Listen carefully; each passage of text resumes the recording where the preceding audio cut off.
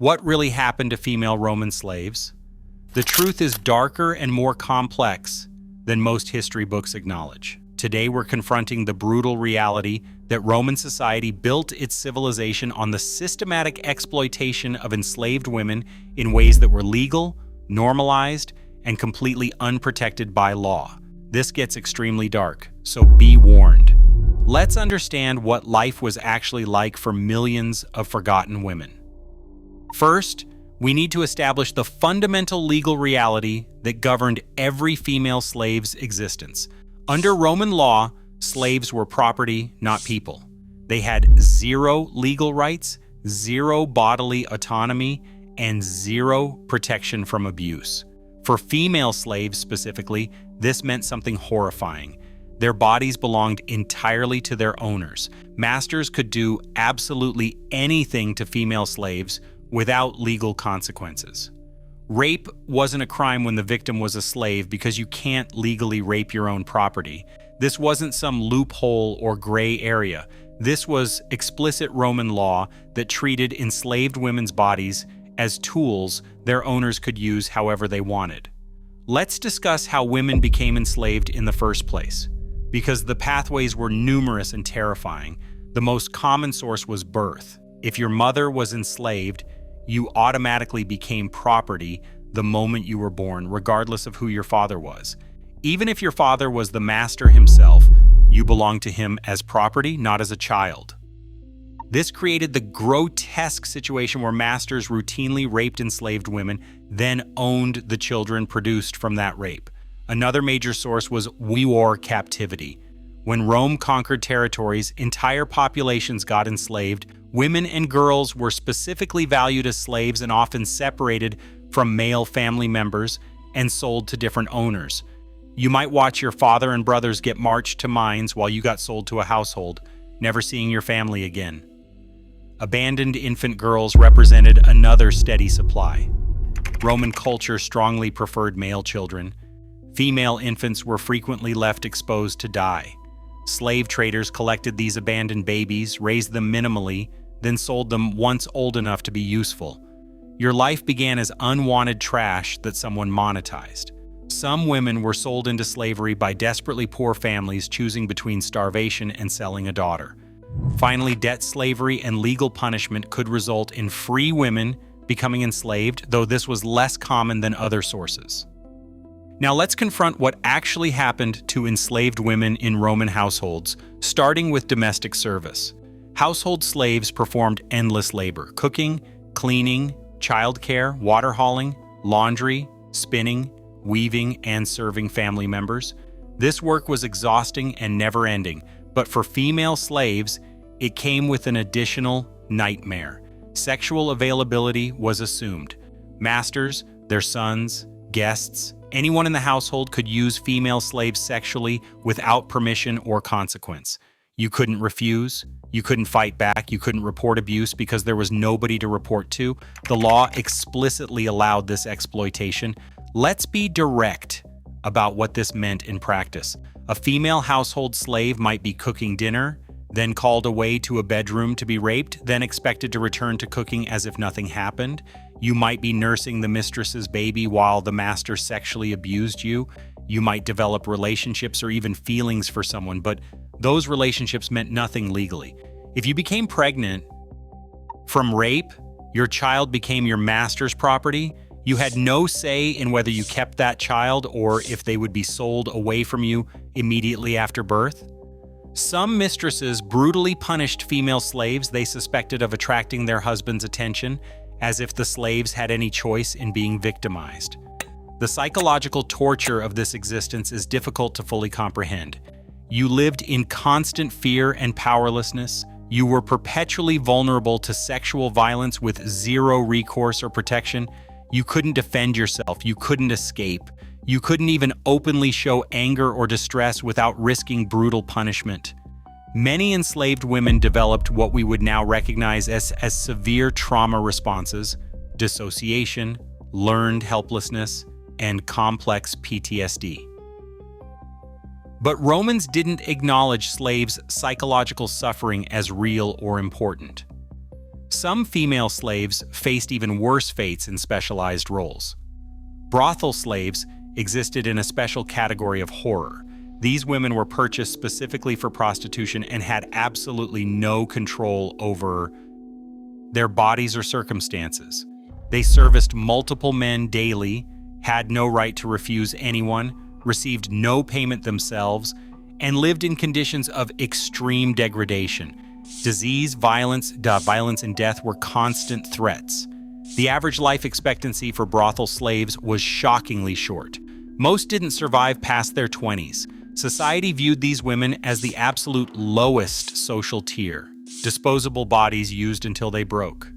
Agricultural and rural female slaves faced different but equally brutal conditions. You'd work in fields doing back-breaking labor from dawn until darkness. Malnutrition and exhaustion killed many. But you also faced sexual violence from overseers, visiting masters, or other workers without protection. Rural isolation meant even less oversight than urban households.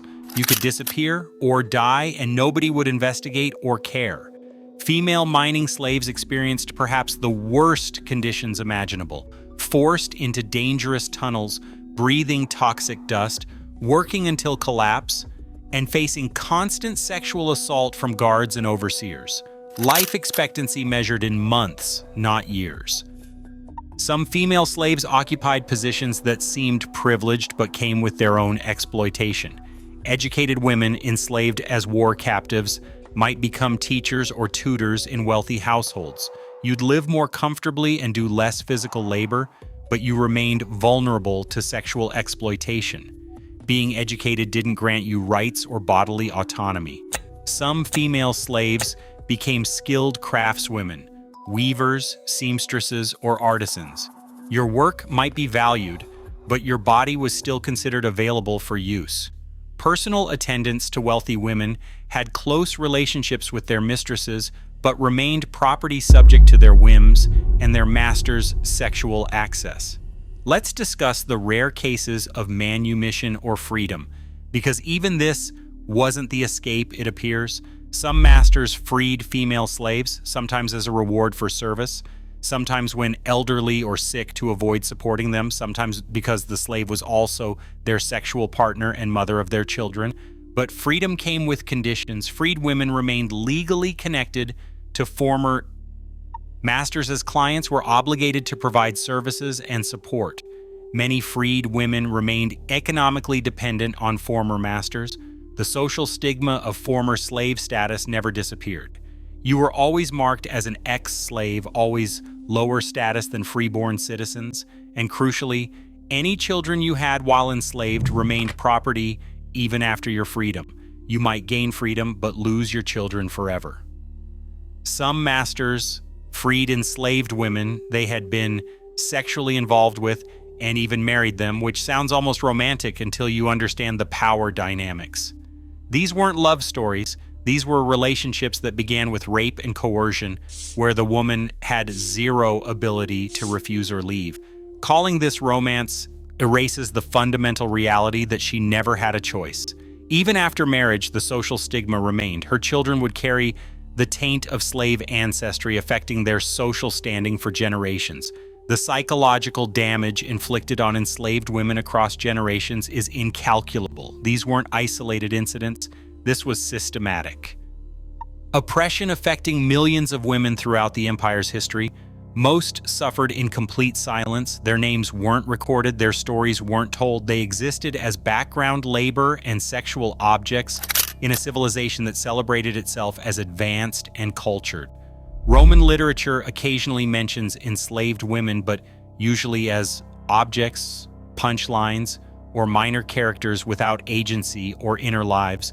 Their voices were systematically erased. Here's what makes this even more disturbing. Romans saw nothing wrong with any of this. It wasn't hidden or shameful. It was normal, legal, and socially accepted. Philosophers who wrote about ethics and virtue owned slaves and saw no contradiction. Poets who wrote about love treated enslaved women as disposable. Politicians who spoke about Roman greatness built their wealth on enslaved women's labor and bodies. The complete moral blindness is staggering.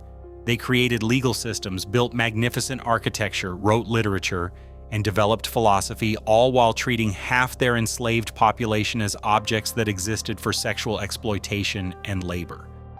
Modern society rightfully views this as one of humanity's greatest moral atrocities. But we must remember it wasn't ancient history for most of human civilization. Systems that treated women as property existed in various forms across cultures for millennia.